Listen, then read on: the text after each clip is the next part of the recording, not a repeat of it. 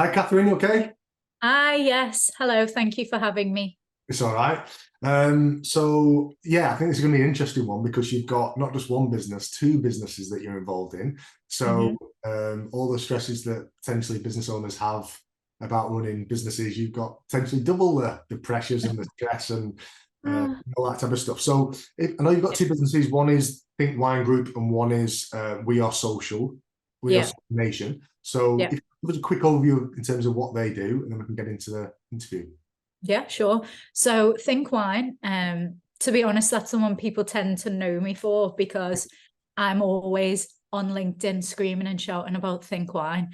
So people often don't even know that I have Social Nation as well. But Think Wine is a wine company. We've got two wines. We have one that's a Prosecco, the other is a sparkling rosé. They come in two different sizes. So we have the large bottles, which I've got one of here. Hello. And then we have the small bottles as well, which are just 200 ml. So a single serve, really. And the USPs on the wine are that they are reduced in sugar, reduced in calorie. They're vegan, they're organic. We've just got our B Corp certification as well. So we're super sustainable. And I think the main point is that despite all those like health benefits, it still tastes delicious. Yeah. And that is really what I'm trying to get across to people because I think that they just have a misconception that if, sugar is removed from wine, that it's going to taste terrible. But it's not like the Diet Cokes of the world. It's genuinely just really well made wine without any additional sugar required Mhm. to that, but it's still really tastes great and it's still really high quality. So that's Think Wine. My other business and my first business, my baby, is Social Nation. So I've worked in influencer marketing probably for about 10 years, but I've had my own business for about 5.5 years. We manage people with large social media following. So anything from, say, 500,000 followers right up to 8 million followers. And what Wow. we do is we pair them with fitting brands for their like pages. So, when you see ads on Instagram and it's like, oh, I love this dress from here, or this is an amazing spa here. Like they're the types of things we do. We do a lot of like beauty, fashion, hair stuff. Most of our clients are female, so it's very female focused. But we do have a couple of males, so we do a few bits and pieces with men's brands. But yeah, they're my two businesses. Wonderful. I've got so many questions. I don't know where to start. Go on. About the Think Wine business. Is it designed for people who are drinking at home, or is it for like wine bars? Like, how's that? Yeah, what's the market? It's for both. To be honest, when I first started it, in my mind, it was like a lifestyle brand. So I wanted it to be in premium bars, restaurants, hotels, event spaces, spas. When someone's going to like a spa day, they Yeah. still want a little wine, but they want like as clean as possible because they're going to like Yeah. detox, they're trying to relax. So I just think it's like the perfect accompaniment for like spas. Also for it's basically just created for anyone who likes quality over quantity. They're not going out to just get drunk on anything. Mhm. They're going out to have a really nice, clean, quality glass of wine and drink. But because of lockdown, obviously things were flipped a little bit because we only launched just before lockdown, really. So all the event spaces and the hospitality spaces that we were dealing with, they all shut down, which led us to put all our efforts into the e-commerce side and selling online. So that's where we've ended up kind of headed, more direct to customer online for drinking at home. And that seems to be doing really well. So we do try and do both. But I suppose naturally, like the e-commerce side is probably a bit more quicker than the hospitality side. Yeah. A bit more easier from a marketing perspective as well, Yeah. straightforward. Yeah. So another question I've got as well. So you mentioned it's vegan, organic. How Mhm. does a wine become vegan? We get asked this all the time. So loads of people just think that because a wine's made from grapes that it must be vegan, but it's actually the clarification process of the wine. So when a wine like is first made, it's always cloudy. So it goes through some kind of clarification process to make it clear. Ours is done through a pea protein, but non-vegan wines are usually clarified through like fish guts, meat, like bladders of something. You can find traces of blood. So there's it's because of the clarification process that makes a wine not vegan. So not every single wine is vegan. Like I don't want to drink another glass of wine that's not vegan ever again. If going I know. Well, that's how I felt when I found out as well. Horrific. Right, move on. And then in terms of the influencer marketing then, so how does that tend to work? Do people get in touch with you who then want to find an influencer? Or do they go through influencer and they put in touch with you and then you sort of manage that relationship with the client on behalf of the influencer, or a combination of both? Both. To be honest, like we do a lot of outreach. So it's great when we get things land in our inbox, which does happen occasionally because our email address is in the bio of influencers pages. So like someone with say 5 million followers will have my email in their bio.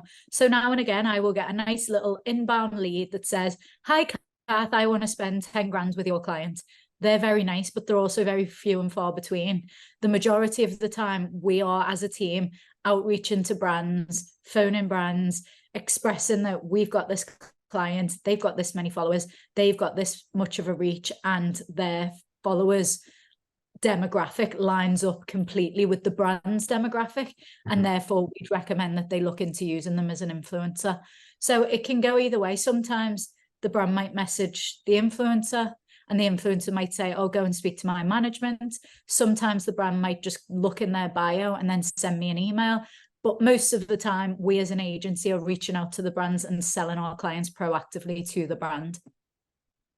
Interesting. So it's a service almost on behalf of the influencer rather than on behalf of the client. Yes, yeah. Definitely. Because we are an agency, so we manage people. So we're trying to find like work for our clients, and it's not all necessarily branded work. Some of it is, but some of it's TV work, documentaries, events. Like there's all types across the board.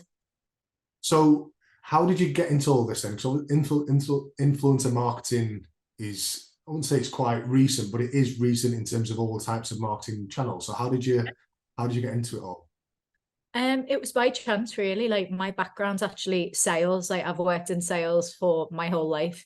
I was working for a little while.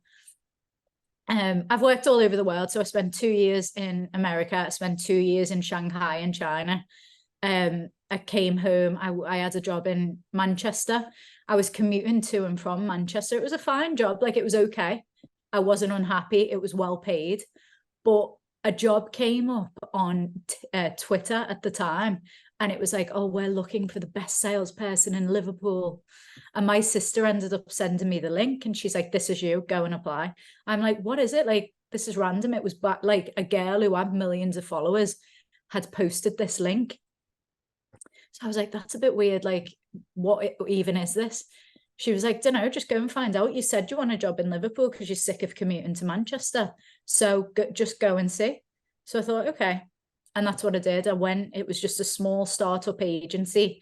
What had happened is at the time, so this is like 10 years ago, basically, reality TV stars were really up and coming because there was programs like Towie and Geordie Shore were all beginning. Now, no agency would take them on because agencies are talent agencies, and these people did not have talent. So all these people were basically scrambling around trying to find like a manager, but there wasn't really anyone doing that back then. So the person who employed me was actually one of the first people in the country to start like managing influencers rather than talent.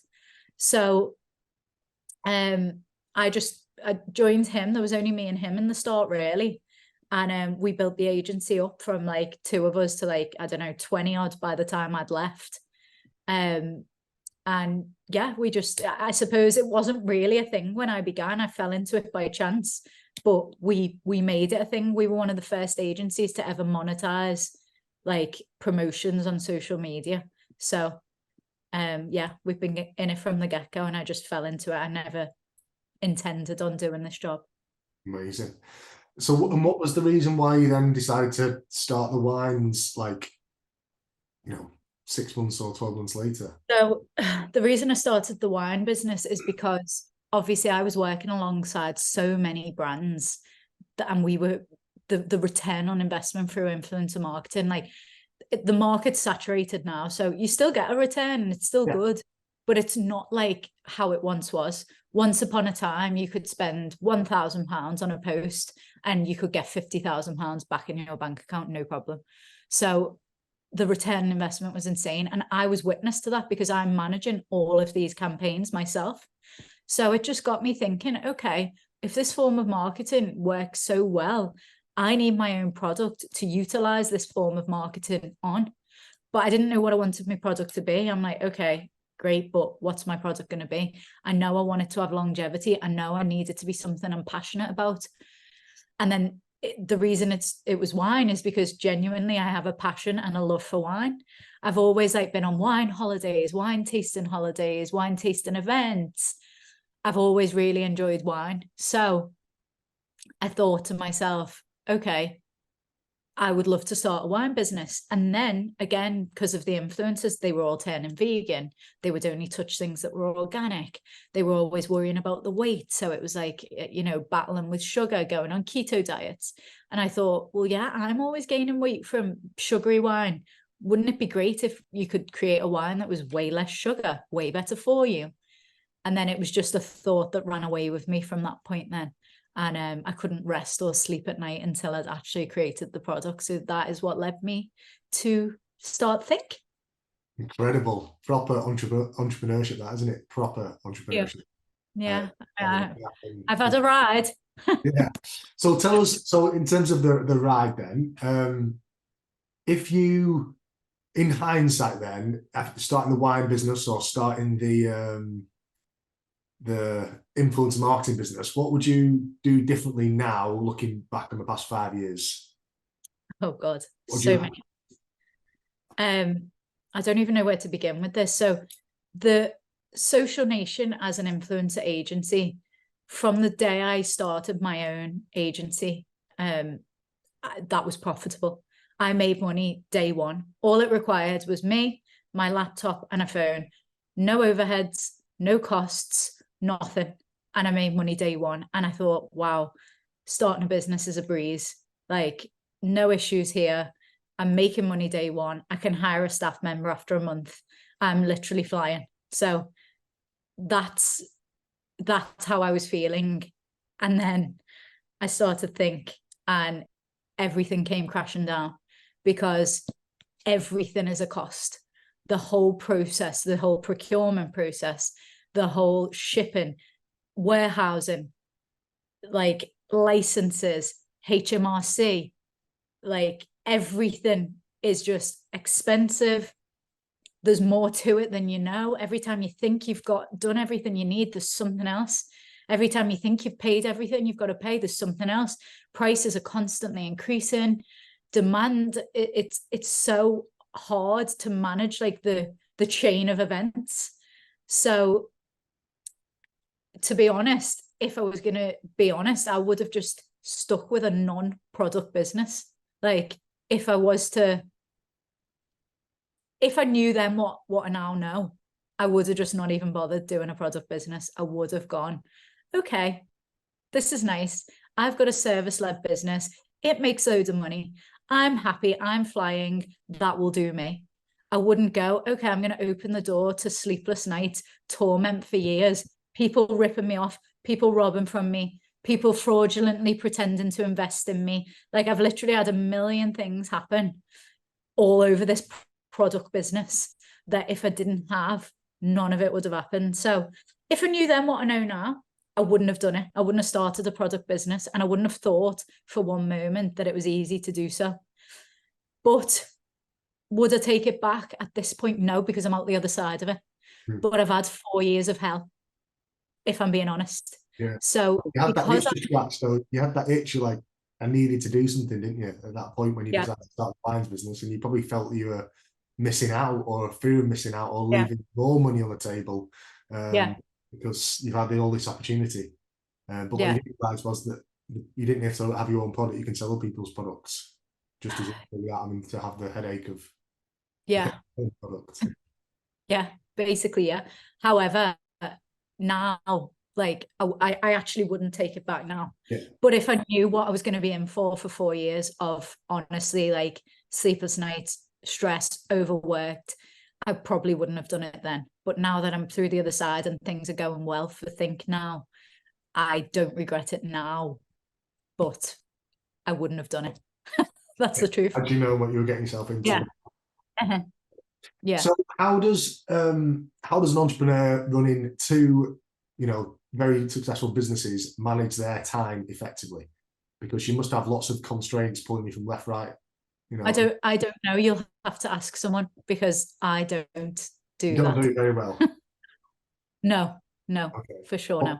What would you say are some of the challenges that you face then? Switching off is the main one.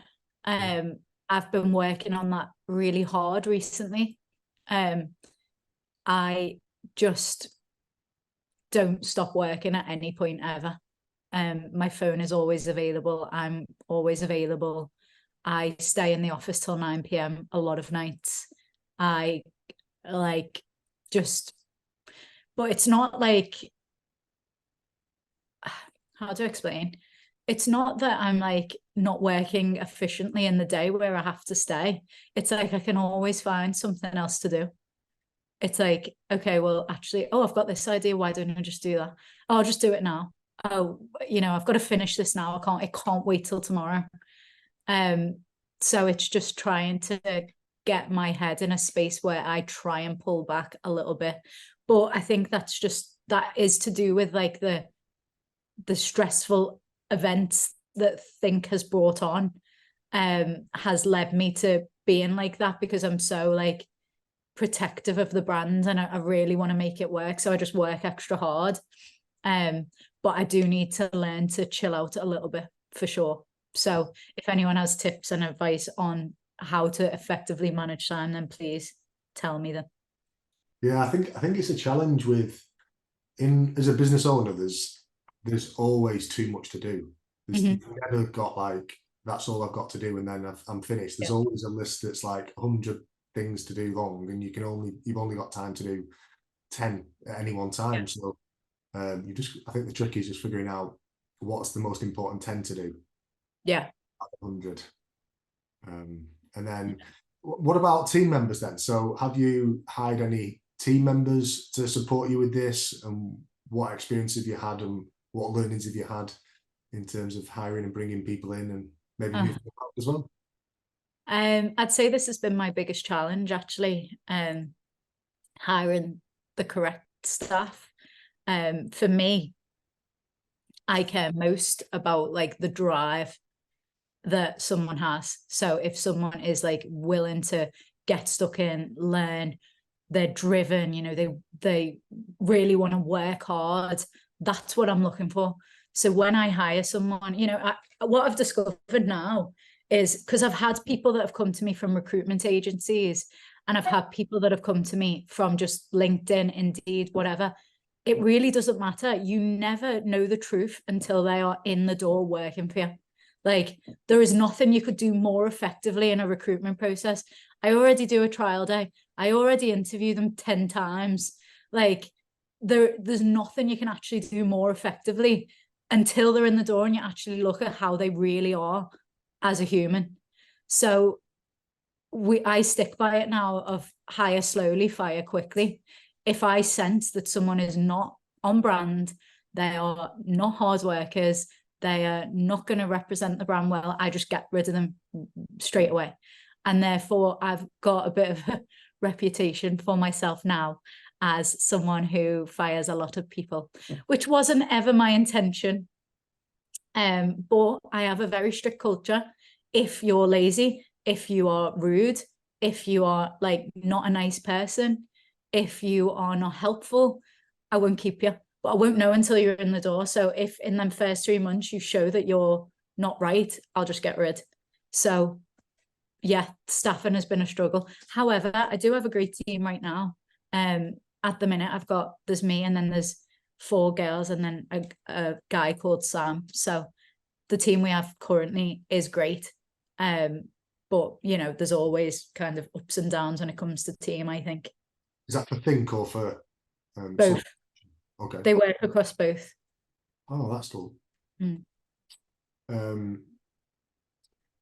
So in terms of like, you must have loads of things that you do on a day-to-day basis or that you're responsible for. What would you say is your favorite thing to do in each of the businesses?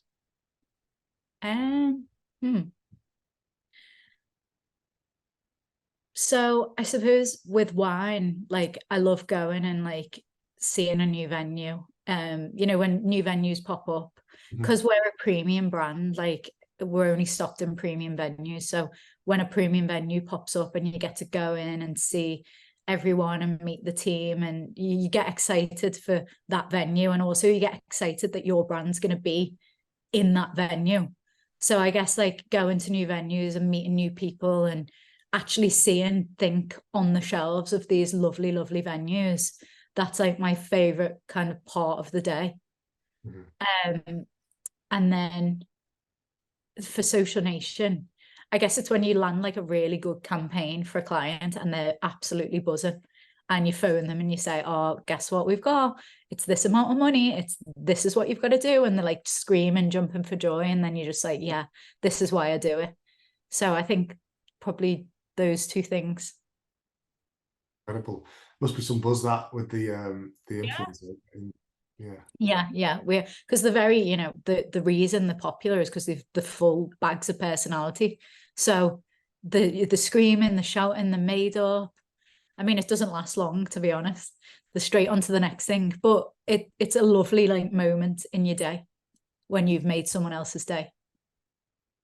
Amazing.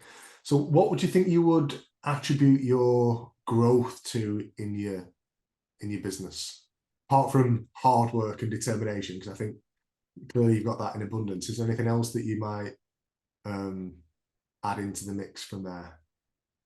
I think a good team is important. I certainly couldn't have done half the stuff that I have done without like the backing of them around me. And you know, being able to trust them to like, because obviously I can't be at every event, I can't be handling every influencer. So to trust them to handle my influencers effectively, trust them to run the events, trust them to, you know, make sales. The team is probably the most important aspect, as well as having a good product. Like I couldn't sell something that I didn't fully believe in. If I thought for a minute that like, oh, my wine tastes of crap, I couldn't front it. I'm not like ballsy enough for that. I need to know like, haha, this is premium, this is delicious. I know you're going to like it. And that's what makes it an easy sell for me. Amazing. So staff and a product. Good staff, good product makes it, I think it makes everything a bit easier, doesn't it? And where do you see yourself in 5 years' time then, Katherine? Hopefully on a yacht, you know, retired before 40. Whereabouts in the world? Well, I want to sail around the world in the yacht, but like we can start in Greece. That'll be fun. Okay. And then go Greece, around. where democracy began. Yeah, that's fine. And then if there's is there a question that I should have asked you out of this process? And if so, what question should that have been? I don't know. I've never had that question before, and I actually don't like. I don't know. I feel like we've had quite a good chat, and like we've covered quite a lot of things. I don't know that you've missed anything out in particular. I'll probably think of something in a bit, and I'll have to message her. Hello. Yeah. Jump back on. Back on. I've got an answer now. No, yeah. I don't know. I feel like it's been like I do as well. Quite an in-depth chat, to be honest. Awesome. Cool. Yeah. We'll wrap up there then. Thanks so much, Katherine. And it's been absolutely amazing to speak to you, and wish you all the best of luck. Thank you, you too. Entrepreneurial journey. Thank you.